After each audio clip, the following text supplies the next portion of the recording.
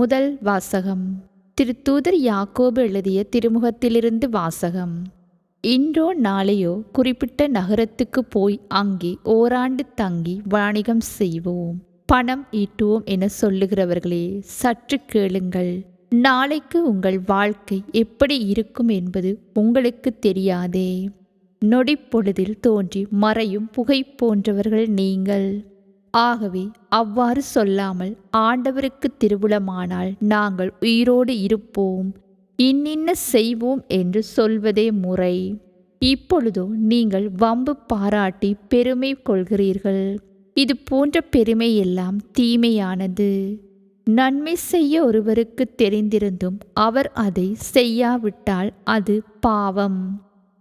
இது ஆண்டவர் வழங்கும் அருள்வாக்கு. தூய மாற்கு எழுதிய நற்செய்தியிலிருந்து வாசகம். அதிகாரம் 9, திருவசனங்கள் 38 தொடக்கம் 40 வரை. அக்காலத்தில் யோவான் இயேசுவிடம், போதகரே, ஒருவர் உமது பெயரால் பேய்கள் ஓட்டுவதைக் கண்டு நாங்கள் அவரை தடுக்க பார்த்தோம், ஏனெனில் அவர் நம்மை சாராதவர் என்றார். அதற்கு இயேசு கூறியது, தடுக்க வேண்டாம், ஏனெனில் என் பெயரால் வல்ல செயல் புரிபவர் அவ்வளவு எளிதாக என்னை குறித்து இகழ்ந்து பேச மாட்டார், ஏனெனில் நமக்கு எதிராக இராதவர் நம் சார்பாக இருக்கிறார். இது கிறிஸ்து வழங்கும் நற்செய்தி. பிரியமான சகோதர சகோதரிகளே, இன்றைய வார்த்தைகளூடாக இறைவன் எங்களுக்கு என்ன தருகின்றார் என்ற செய்தியை நாங்கள் பார்ப்போம். இன்றைய முதலாவது வாசகத்திலே இறைவன் எங்களை பார்த்து கூறுகின்றார், நாளைக்கு உங்கள் வாழ்க்கை எப்படி இருக்கும் என்பது உங்களுக்கு தெரியாதே. நொடிப்பொழுதில் தோன்றி மறையும் புகை போன்றவர்கள் நீங்கள் என்று கூறுகின்றார். அதேபோல மேலும் பார்க்கின்றோம், நன்மை செய்ய ஒருவருக்கு தெரிந்திருந்தும் அவர் அதை செய்யாவிட்டால் அது பாவம். எங்களுடைய நாளாந்த வாழ்வை நாங்கள் பார்க்கின்ற பொழுது நாங்கள் ஒருவர் மற்றவருக்கு நன்மைத்தனங்கள் செய்வதற்கும் பல புண்ணிய காரியங்கள் செய்வதற்கும் பல சந்தர்ப்பங்களை நாளாந்த வாழ்வில் நாங்கள் பார்க்கின்றோம். காலையிலே எழும்பியவுடன் என்னுடைய வீட்டிலிருந்து வேலைத்தலத்திற்காக செல்லுகின்றேன், என்னுடைய இல்லத்திலிருந்து நான் பாடசாலைக்கு செல்லுகின்றேன், என்னுடைய இல்லத்திலிருந்து தொழிலுக்காக செல்லுகின்றேன்.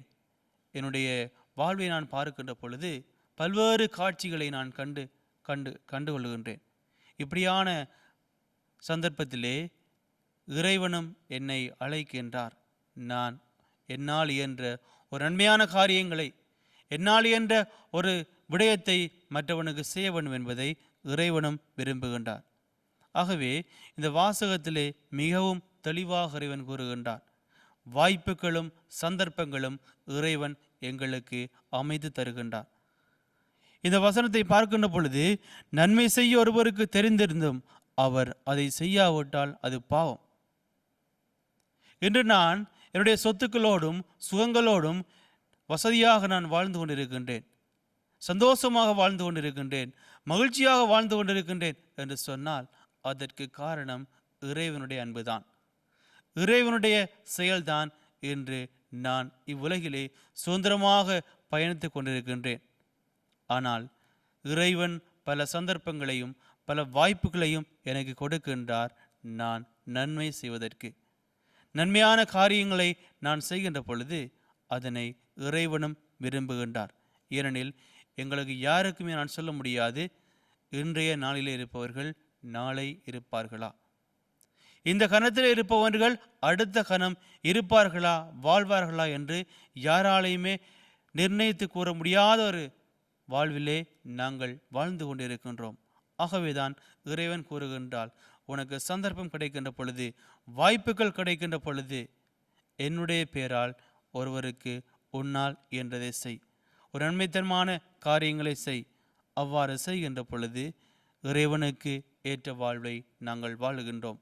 ஒரு கிறிஸ்தவனாக, ஒரு கிறிஸ்தவனுக்கு ஏற்ற ஒரு அர்த்தமுள்ள வாழ்வை நாங்கள் வாழுகின்றோம் என்பதை இன்றைய வாசகங்களூடாக இறைவன் எங்களை பார்த்து அழைக்கின்றார். நாங்கள் கடந்த காலத்திலே நன்மைகள் செய்ய மறுத்திருந்தாலும் இன்றைய வாசகங்கள் எங்களுக்கு ஆணித்தலமாக கூறுகின்றன. என்னால் இயன்ற காரியங்களை, நன்மை தரங்களை மற்றவருக்கு செய்யும்படியாக அதற்கான வரத்தை கேட்டு நாங்கள் இன்றைய நாளிலே இறைவனிடத்திலே ஒப்புக்கொடுத்து கொண்டாடுவோம். இன்றைய நாள் இனிதான நாளாக மாற வேண்டும் என்று சொல்லி இவருடைய செபங்களும் வாழ்த்துக்களும் உங்களுக்கு குறித்தாகட்டும்.